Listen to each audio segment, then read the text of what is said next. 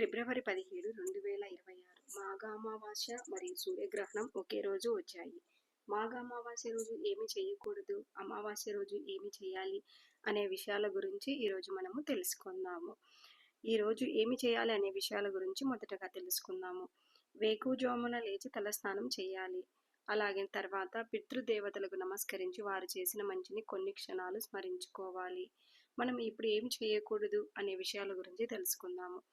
అమావాస్య రోజు తలస్నానం చేసే ముందు కుంకుడుకాయలు కానీ షాంపూలు కానీ పెట్టి తలస్నానం చేయకూడదు. ఉట్టి వాటర్తో మాత్రమే తలస్నానం చేయాలి. ఈరోజు కొత్త బట్టలు కొనడం కానీ మరియు వాటిని ధరించడం కానీ అసలు చేయకూడదు. అలాగనే ఈ అమావాస్య రోజు నిల్వ ఉన్న ఆహార పదార్థాలను అసలు తినకూడదు. అప్పుడే వండుకొని ఉన్న పదార్థాలు మాత్రమే తినవలేను. అలాగనే ఈరోజు ప్రయాణాలు నిషిద్ధం చేయవలెను. ఒకవేళ ఎలాంటి పరిస్థితుల్లోనైనా విధి లేక ప్రయాణం చేయవలసి వస్తే ఆ రోజు ఆ ప్రయాణంలో శివనామస్మరణ చేస్తూ ప్రయాణాన్ని కొనసాగించాలి. ఈరోజు అలాగనే మాంసంను కొని ఇంటికి తెచ్చుకొని వండుకొని ఆ రోజు మాంసం తినకూడదు. ఈరోజు వేరే వాళ్ళ ఇంటికి వెళ్ళి భోజనం కూడా చేయకూడదు. అలాగనే ఇలాంటి ఇన్ఫర్మేషన్ కోసం మీరు నా ఛానల్ని సబ్స్క్రైబ్ చేసి లైక్ కొట్టి కామెంట్ చేస్తారని ఆశిస్తున్నాను.